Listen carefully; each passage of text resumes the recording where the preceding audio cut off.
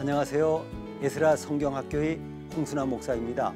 성경에 기록된 많은 강 이름 중에서 요단강은 가장 유명하고 중요한 강입니다.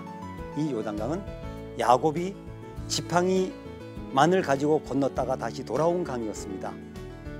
요단강은 이스라엘 민족이 가나안으로 들어올 때 강물이 멈추는 기적의 현장이 되었습니다. 예수님께서 세례를 받으신 특별한 장소가 되었습니다. 이 요단강은 흐르다가 소금바다라고 부르는 사해와 연결되어 더 이상 흐르지 못하는 강이기도 합니다. 요단강은 하나님의 역사로 멈추기도 했으나 지금은 이스라엘과 요르단의 국경 지역을 흐르고 있습니다. 그럼 저와 함께 요단강을 찾아 성경 속으로 떠나도록 하겠습니다.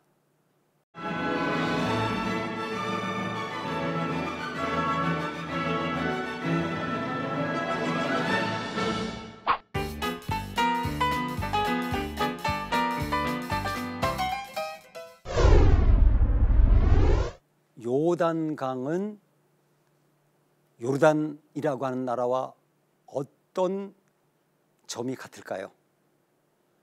안타깝게도 이 요단강이라고 우리나라는 번역되어 있기 때문에 요르단과 다른 것으로 알지만 사실은 이 요단강은 강의 이름이기도 하지만 요르단 사람들은 자기의 나라 이름이기도 합니다. 그래서 요르단을 가보면 어느 요르단 사람이 이런 얘기를 했습니다. 너무 세계에서 우리나라 이름을 몰라요. 이렇게 이야기하는 것인데 요단강은 바로 정확히 이야기하면 요르단강과 같습니다. 이 요단강은 특수한 곳입니다.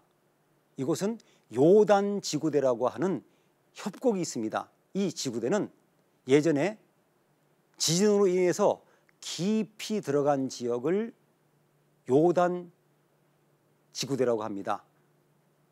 우리나라에서도 한 곳에 지구대가 있습니다.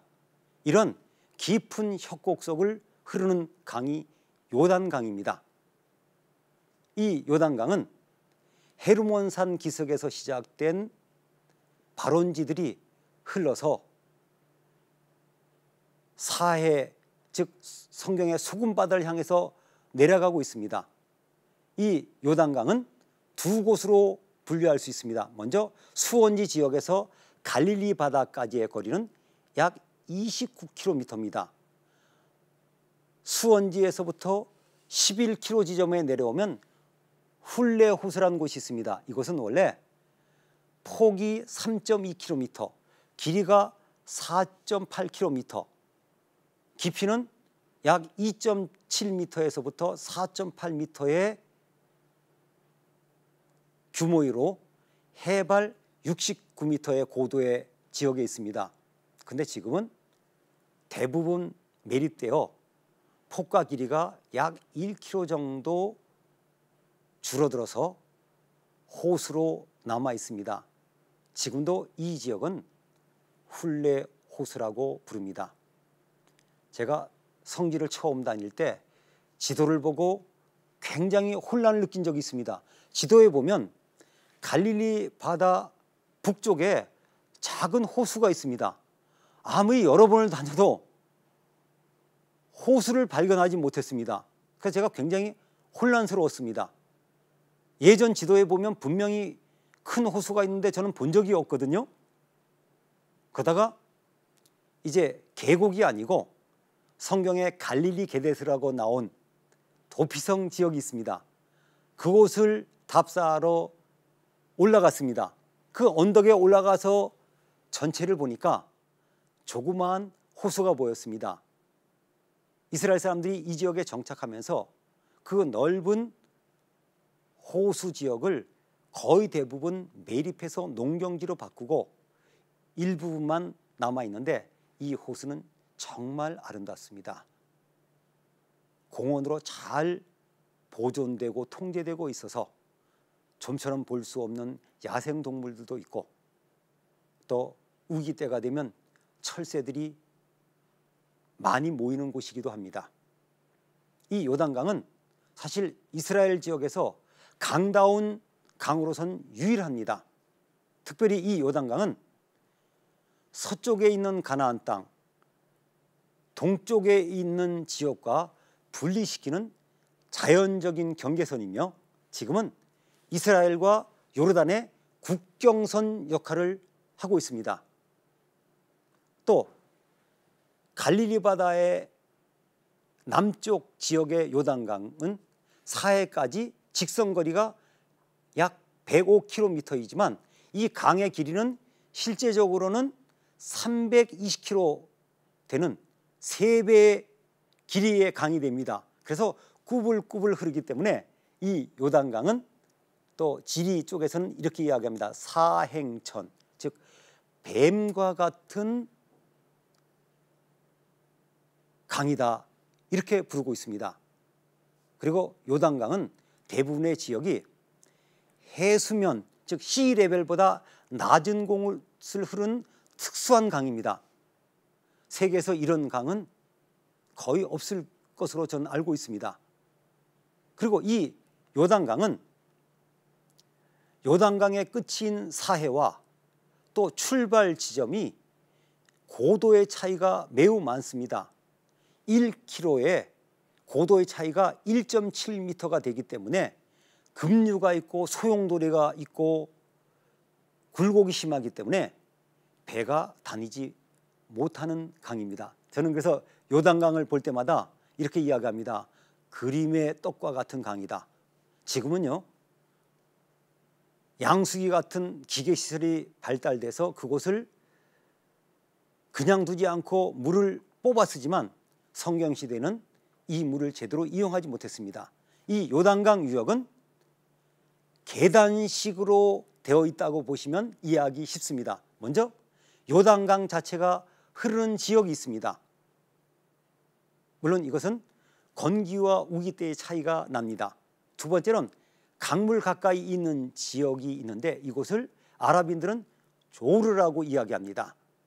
이 요단강 양편에 있는 이 조르 지역은 밀림이 형성되어 있습니다. 사람이 살 수 없는 열악한 곳이기 때문에 성경시대에는 사자까지 살았습니다. 성경에 보면 이해하지 못하는 말이 나옵니다. 어떻게 요단강에 깊은 숲이 있을까? 지금은 거의 없습니다.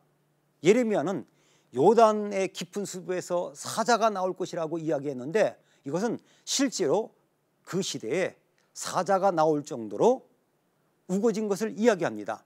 세 번째로 이 지역은 사람들이 살만한 경작도 가능하고 거주가 가능한 지역이 있습니다. 바로 고르라고 하는 곳인데 이곳을 요단 평지라고 합니다. 유명한 곳은요, 서쪽 지역으로는 여리고 주위에 평지가 있습니다. 또 동쪽에는 넓은 평지들이 많습니다. 그래서 솔로몬은 요단강 동편에 있는 지역에 성전에 쓸 녹기구를 제작했습니다. 바로 숫꽃 사르단입니다. 이 요단강은 우기에는 굉장히 범람합니다. 그래서 이스라엘 민족이 이 요단강을 건널 때는 쉽게 건너지 못할 지역이었습니다. 성지순례를 잘못 가시면 요단강을 보면서 기적을 의심할 수도 있습니다. 그러나 지금의 요단강보다, 그것도 건기보다 우기 때의 요단강은 훨씬 넓어지고 깊어집니다.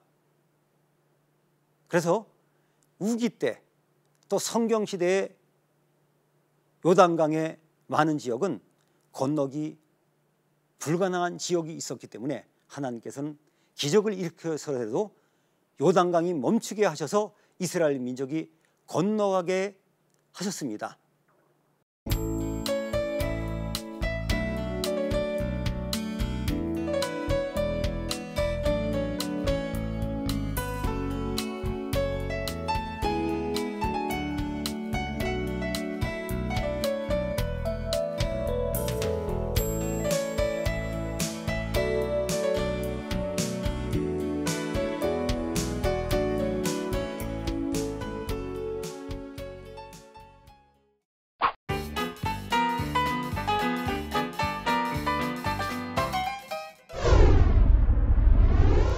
이제 이 요단강에서 어떠한 일이 일어났는지를 성경에서 보시겠습니다. 하란에서 다시 돌아오던 야곱은 분엘에서 기도하면서 과거를 회상했습니다. 내가 지팡이만 가지고 요단강을 건넜구나. 이것을 회상했는데 이것이 성경에 최초로 나온 요단강에 대한 기록입니다. 이것은 출애굽한 이스라엘 백성들이 하나님의 역사로 하나님께서 강물을 흐르지 않게 해주셔서 가나안 땅으로 들어간 기적의 현장이 되었기 때문에 지금도 어떤 교우들은 불가능한 일을 위해서 기도할 때 이렇게 기도하지 않습니까? 하나님, 요단강 물을 멈췄듯이 이러한 기적을 베풀어 주십시오. 이렇게 기도하는 곳 아니겠습니까? 이스라엘 백성들은 가나안 땅에 정착했을 때 요단강은 베냐민 지파의 동쪽 경계선이 되었습니다. 사사시대로 옵니다. 모압의 에글론이 여리고를 점령하였을 때 에웃은 에글론 왕을 죽였습니다. 그리고 이스라엘 자손들은 요단강 나루터를 점령하고 도망가는 모압 사람을 10,000명을 죽였다고 합니다.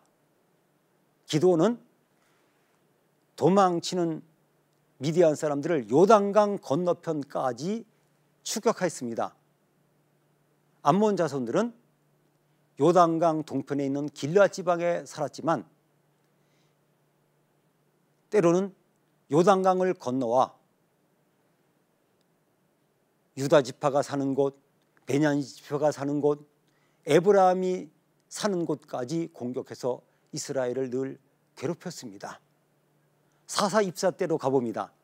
길르앗 사람들과 에브라함 사람들이 싸웠을 때 길르앗 사람들은 요단강 나루터를 장악하고 에브라함 사람인지를 가려내기 위해서 발음을 시켰습니다. 슈플렛. 그리고 발음을 하지 못하는 사람을 잡아 죽이는 사건이 요단강 나루터에 있었습니다. 사울 때 블레셋 사람들이 공격하는 것이 겁이 난 사람들은 요단강을 건너 지금의 요르단 지역 갓지파의 영토로 도망가기도 했습니다. 또 요단강 북쪽에 있는 길르앗으로 피난하기도 했습니다. 또 다윗과 이스보셋이 서로 내전을 벌일 때 요압이 거느린 다윗의 군대는 이스보셋의 부하와 싸웠고 아브넬의 군대는 요단강을 건너 마하나임으로 퇴각하였는데 이 마하나임은 요단강 동쪽에 있습니다. 다윗은 요단강을 건너서 헬람에서 전투를 벌여 승리하기도 했습니다. 안타까운 일이 이곳에 벌어졌습니다. 다윗은 아들이 반란을 일으키는 슬픔을 당했을 때 요단강을 건너 마하나임으로 피신해서 그곳을 임시 수도, 임시 피난처로 삼았습니다. 압살롬의 반란이 진압되고 난 뒤에 그는 요단강을 건너 다시 예루살렘으로 돌아왔습니다. 엘리야 선지자는 요단강과 연결된 요단강 동쪽에 있는 그리 시내로 피신했습니다. 저는 그리 시내를 갈 때마다 이런 기도를 합니다. 하나님, 물질이 없을 때는 그리 시내에서 까마귀를 보내서 먹여 살리신 것처럼 까마귀를 동원해서라도 공급해 주시옵소서, 그렇게 기도합니다. 또 돈이 없어서 어려움을 당하는 사역자들에게는 그리 시내로 가라고 이야기합니다. 그 그리 시내는 요단강과 합류되는 곳입니다. 또 재미있는 일이 이곳에 있었습니다. 아람 군대의 나만 장군은 요단강에서 7번 몸을 담그라고 하는 지시를 거절했습니다. 왜 그랬을까요? 아니, 우리나라에도 좋은 강이 많은데 왜 이런 강에 들어가냐? 이 요단강은 좀 지저분한 강입니다. 흐르는 지역이 깨끗한 지역이 아니기 때문에 요단강 물은 매우 혼탁합니다. 반면에 나만 장군이 있었던 시리아 지역에 있는 아바나 강과 바르달 강은 요단강보다 더 깨끗했던 것을 저는 현지에서 확인했습니다. 이곳에서는 많은 기적이 일어났습니다. 엘리사의 제자들은 요단강 물에 빠진 새도끼를 떠오르게 하는 기적도 체험했습니다. 또 사마리아가 포위되었을 때 아람 군대가 퇴각한 후 사마리아 군대는 요단강까지 아람 군대가 후퇴한 것을 확인하고 안심하였습니다. 또 예레미야는 에돔이 받을 심판을 요단강의 사자와 연결시켜서 예언하기도 했고, 스가랴는 또 요단의 자당이라고 하는 용어로 예언을 하기도 했습니다. 이 요단강은 세례 요한이 사람들에게 세례를 베푼 곳입니다. 그리고 이 요단강은 예수님께서 세례를 받으신 특별한 장소가 되었습니다. 그래서 하나님의 역사로 때로는 멈추기도 했던 이 요단강은 지금도 이스라엘과 요르단 사이를 국경선의 역할을 하면서 흐르고 있습니다. 그 요단강은 성경의 역사 속에서 지금도 흐르고 있습니다.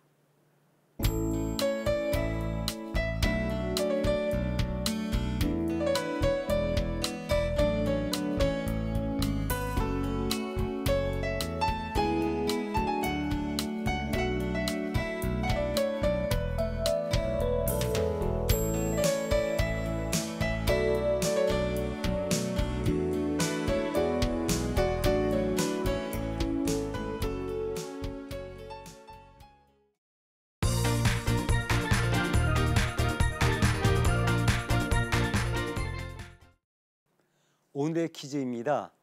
요단강과 연결되지 않은 강은 어느 곳입니까?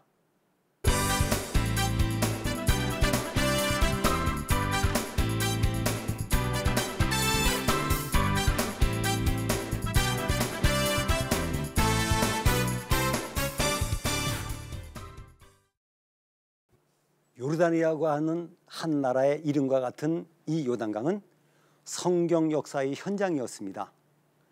이 요단강은 헤르몬산 기슭에서 시작하여 더 흐르지 않는 사해에서 멈추었습니다. 이 요단강은 가나안으로 입성하는 이스라엘 백성들 앞에서 멈춰지기도 하는 하나님의 역사의 현장이었습니다. 이 요단강은 예수님께서 세례를 받으신 강이기도 합니다.